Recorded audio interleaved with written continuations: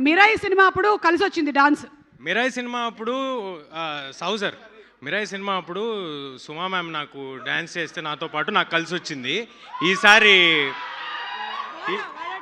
ఈసారి వాళ్ళ టీంకి మీకు కలిసి వస్తుందని కోరుకుంటున్నా. సుమా మ్యామ్ కూడా చేస్తారు మాతో పాటు.